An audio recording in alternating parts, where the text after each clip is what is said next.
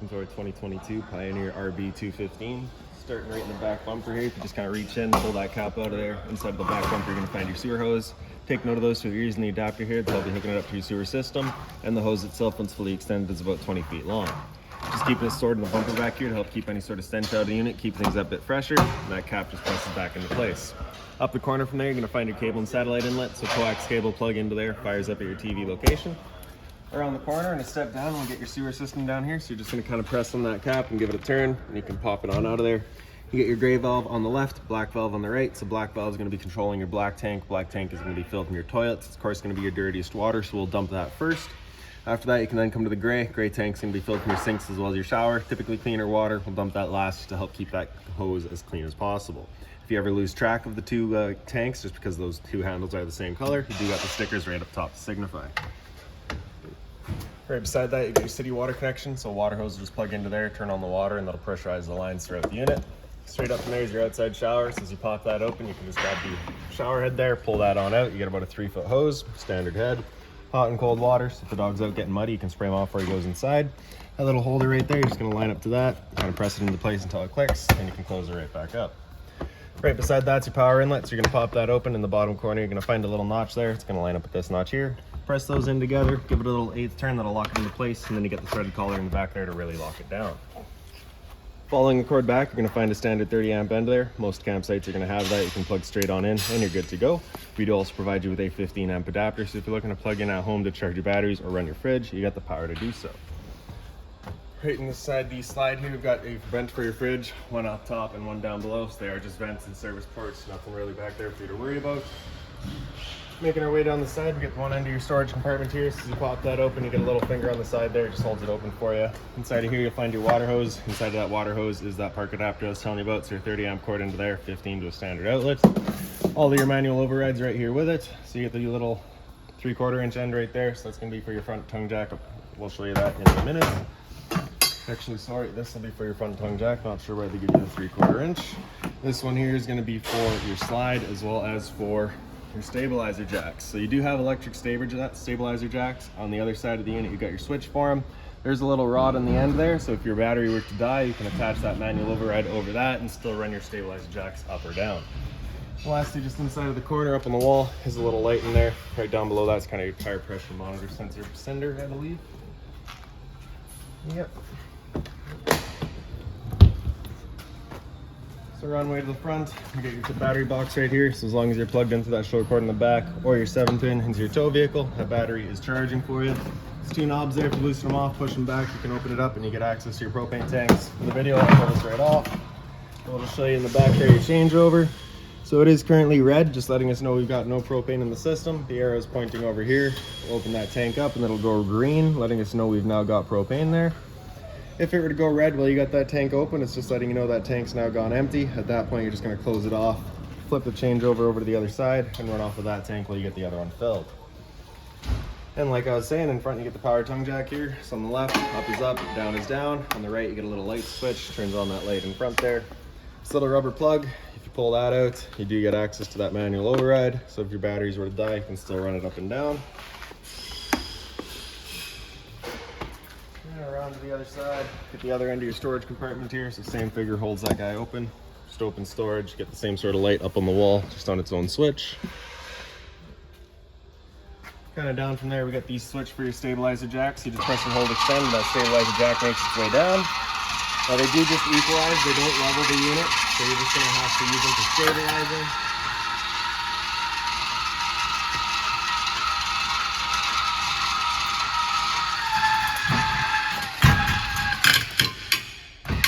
So once they're firmly set and you can hear that load on the motor, you're going to stop right there. If you were to continue extending, you can actually strip the gear pack right out of the motor, which of course you don't want to be doing. Up from there, you're going to find an exterior speaker. You get another one back a little ways. Right down below that rear speaker, you get your stove vent. So of course, propane stove inside is putting off fumes whenever you're using it. So you just want to make sure that this flap inside of here is opened up to evacuate any fumes for you. Once you're done, you're just pressing it back into place until it clicks. And that'll prevent any sort of dust from picking up there while you're traveling. This compartment here, if you open that up, it's kind of your outside kitchen. So you get a 120 volt fridge in here. So as long as you're plugged in, this guy's going for you. Down below that, you get your griddle. So travel latch on the side, you're gonna undo that, pull it out towards you. Flip the griddle cover back over, and then it's just got the 4 posts there, line up with the 4 holes. In the back is the hose for it, so I'm just gonna grab that, and it runs kind of right out the side here.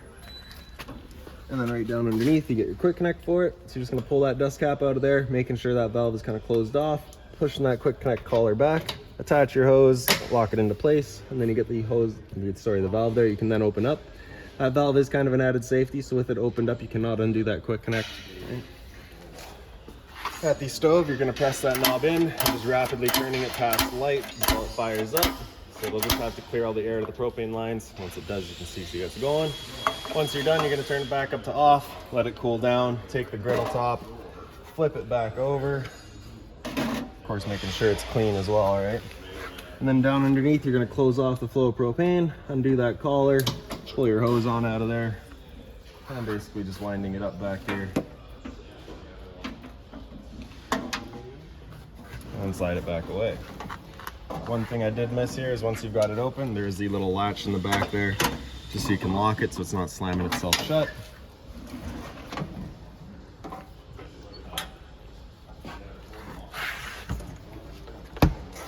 And kind of down underneath this compartment is going to be your low point drains. So in the back there you can see you got that one dripping with the little blue extension off of it. That's going to be your freshwater tank drain. So you can just got the valves there, super simple, open and close.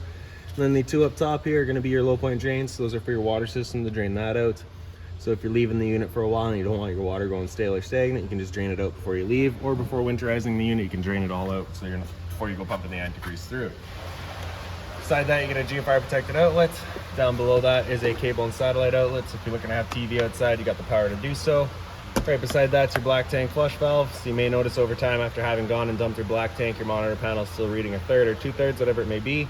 Typically it's just some debris inside of the tank hanging between the probes causing that misread. So what you're going to do is just take your water hose and plug it into there, open up your black valve and turn on the water, and that'll just flush out that tank, get rid of any sort of debris that could be causing that issue. Up above that is your freshwater tank fill. Pop that cap out of there, water hose in, fills up the freshwater tank. You know that tank is full once it starts spitting water out of that vent there. Right beside that's the exhaust to your furnace. If you're ever running a furnace, just make sure it's not blocked off. It does get hot. Switch in the back there is just for your rear stabilizer jack. Right up above that you get your hot water tank. So you're just going to take that keyway there, line it up, and you can pop it on open.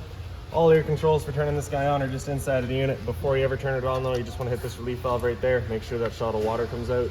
That bit of water coming out of there is just letting you know that tank is full. It's safe to fire it up, and you're not going to burn anything up by doing so. Just close that back up, lock it with a keyway. And around back of the unit, you get your tailgate storage with the spare tire there. So for the tailgate storage, you just have a couple of quick pins on either side. Just pop that out, slide those pins out, and you can fold it down. And then straight up from there, you're going to find a pre-wired mount for a rear view or observation cam. Now we'll make our way inside of the unit. Your assist handle just up 90 degrees and it falls into place. Then you can open up your door. Your door does have just this little kind of T-latch in the back here to hold it open for you. For the steps, you're just going to grab that blue slider, bring it in towards the middle, then you can bring the steps out. That little tab right there, if you push that in, you can extend or retract your legs just based on your campsite needs. And as we make our way inside, first things first, right on the right there, you get your fire extinguisher. So that's standard, pull the pin, point and shoot. Straight up from there, you get your light switches. The one on the left here does your interior lights. The one on the right that does your awning light outside. For your slide outs on this switch right here, you're going to press and hold out and the slide will make its way out.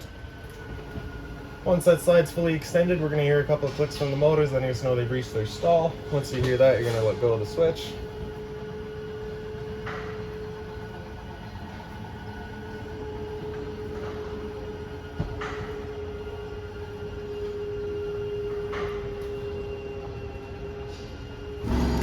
Beside that's your awning switch. Press and hold extend and the awning makes its way out. Once that awning's fully extended, we're going to see a little black flap come down as well as the black metal tube. Once we see that, we're going to stop. If you're to continue extending, it can actually wind itself up backwards, in which case your fabric will be underneath the tube, allowing it to then hold water slower than it goes from over.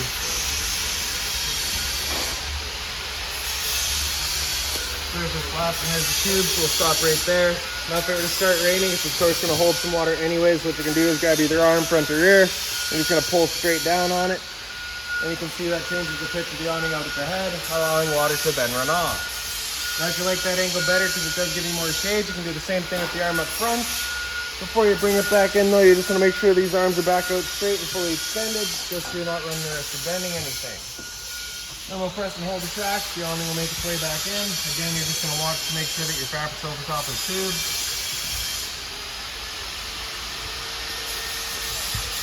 And another thing to keep in mind with your awning is once you get up to about 15 to 20 kilometers an hour wind, it is catching all that wind, so again, you just want to bring it back in so you're not running the risk of bending your arms.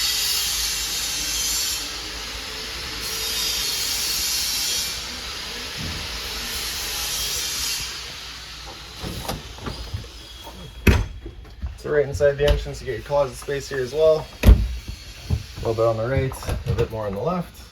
So these are removable, you can just pop these out. If you need more space, you got it. Again, more storage down below. If you're looking to winterize the unit yourself once it comes time, screw right there and a screw right there. You can pop this panel out of place to get access to your hot water tank to bypass it. Beside that's your power converter, press the top and center, it pops on open. All of your breakers in the middle here. Whenever a breaker breaks, it sits in the center, so you just want to turn it off and then back on to reset it. And then on the right side, you get all of your fuses. Whenever a fuse pops, you'll get a little red LED right beside it, letting you know exactly which one went. Down underneath that's your LP detector. Propane's heavier than air. That guy will detect it and start going off just like a smoke detector would. And then in the kitchen, your storage up top here. Inside of here is where you're going to find that binder. That binder's got all of your owner's manuals in it. Any keys, any remotes, anything like that for the unit, you find right in there. Beside that's your microwave. Pop it on open, pretty standard, just like home. Down below that's your range vent. See your fan as well as the light. This is that fan that you want turned on with that vent outside opened up. Bifold cover just flips on back. Then you're going to take the knob there, turn it over to light, hit it with a sparker, and as soon as it clears all the air out of the propane lines, she'll fire right up. There we go. Once you're done, just turn them back up to off. For the oven, you're going to open it up, turn that knob on the right there in, and press it over to pilot and press and hold. Grab a lighter, and then right in the back, again, just as it clears the air out of the propane line, she fires up. Once you get it going, you just want to hold the knob in for another couple of seconds, then you can release. The flame will hold itself. Turn up to your desired temperature, and she fires right up. Once you're done, you can turn it down just to pilot again. It'll hold just the pilot light for you, but if you're traveling or leaving the unit for a while, you just want to make sure that's right off. Down underneath the stove, we've got your return air for your furnace there, so just to make sure it's not blocked off. A little bit of kind of open storage in the back here. That plug-in in the back is for your microwave. Down below that's your stereo. So the power button there in the top right. If you hit it again once it's turned on, that's just mute. Press and hold to turn it off. Bluetooth, connect to your phone. AM, FM to get through all of your bands. Auxiliaries just right in the front here. Press the knob there and you can get into all of your settings. Otherwise the knob is of course just volume. Zone 1 is your outside set of speakers and zone 2 is your inside set. Press and hold to turn it off. Down underneath you get a little light there. Of course the blind in the back corner as well. Hot and cold water at the sink with the mobile head, dual basin, and some drawer storage here. And a bit more storage down underneath the sink, just being mindful of your drains and your water lines. And right around the corner from there, you get your TV backers up on the wall. So you get HDMI cable right there is hooked into the stereo so you can get your surround sound for it. Cable and satellite outlet for it right inside here. So just turning that button on right there, just gets that green light letting you know your antenna's then turned on. Power outlet as well. Smoke detector here. Light switch up on the wall is for the bedroom and kind of your bar stool area here. So you have the 2 stools. And of course they're currently set up as just kind of the lounge. So you get your couch right there. You can put that center up or down, of course, whatever your needs are. Pick up the base, you can fold it down. Then you get a little travel latch in the top right corners and the top left corner as well. Then you can fold that down. You also have travel latches underneath here. So just undo those. And that'll allow us to swing the leg out. And just slowly folding it down. And you get your bed space there. So you get a closet on either end with kind of CPAP access. Inside of here is also a little light with a USB charging outlet as well. There's 120 volt outlets in here too. Up by the head, you get the one light there. And over on this side, it's pretty well identical. Closet space, CPAP access, light, and a power outlet. The blinds throughout the unit are just on this tension system, so they just kind of sit wherever you leave them, except this one's loose, so I'll tighten that up in a minute here. And this is also your emergency exit, so you're taking this tab here to get rid of the screen, take this handle there, throw it outside, hop on out. And then into the slide, you get the same sort of couch here, same sort of light up top. So you have, of course, that folding thing. You can also flip it down for the bed. Red latch in the back signifies another emergency exit. So you're pulling this tab towards you, sliding it wide open, hop on out. USB outlet over on the side here. Beside that, you get your fridge. You're gonna pop that open, top left corner, you get your power switch. So with that button at flush, that's it then turned on. On the right here, with it running on auto, it's first looking for 120 volt power. If 120 is taken away, it'll automatically flip over to gas. If it's fired up on gas, if you want it to fire up directly on gas, you can have that button come out over flush, it'll run just on gas. If that check light would ever turn on, it's just letting you know it hasn't fired up. At that point, just off and back on to reset it. So your freezer up top and your fridge down below. And then right up on the wall here, you got your thermostat for, the furnace controller. So with that slider all the way over on the left, that's it turned off. All the way over to the right, it's gonna be max heat. Anywhere in the middle is kind of your temperature selection. Then you get your readout in the bottom there. So once that furnace gets going, it's gonna be moving its air through all of our flow registers that we have throughout the units. First couple of times you run that furnace, you may get a bit of a smell throughout the unit. It's just a new furnace smell, it will go away. Once you're done, sliding that slider all the way over to the left until it clicks, and that's it then turned off. Above my head, you got your air conditioner. So you have your temp selection knob in the back here. You do notice it's got heat there. There is not a heat pump installed in this unit. You've got a dedicated furnace. So I'm just gonna leave that in max cool. Up in the front there, that's that dial. You're gonna turn that over, you get low fan and low fan again. So that's of course just moving air around. There's no cooling involved, it's just using the low fan. After the low fan, it comes into high fan. So at that point, it's just using the high fan, again, still just moving air. Low cool is where it'll run the low fan as well as the compressor will cut in and out as needed. And then high cool, same thing, you're just getting your coolant from the compressor and the high fan going. With it going, you have a louver on either end there so you can kind of open or close it and just choose where you're shooting the air. And lastly, we'll head into the bathroom here. So right on the right there, you get your light switches. The one on the left there is your light switch, the one on the right is your ceiling fan. So for that fan, you're just gonna turn that knob to open it up. And then simple as that, you just get this the switch turned on a fan. Medicine cabinet there. Down below that, you get G5 protected outlets, test on the bottom, reset on top. If you ever have outlets that don't work, it's the first thing you should check. Monitor panel right beside that, so top left there, you get batteries. You can see we're currently 12.3, so that's a good voltage. 11.7 is all right, 11.2 is getting low. Your fresh tank, as you fill that up, will go to a third, 2/3 in full. Same idea for your black and your gray. On the right side, you get your switches there. So the one on top is your water pump. Turn that switch on, turns on your water pump, drawing out of your fresh tank to pressurize your lines. In the center, you get gas water heater. So just turn that switch on, you get that little light there letting you know the ignition sequence will start. Once that light goes out, the sequence has started.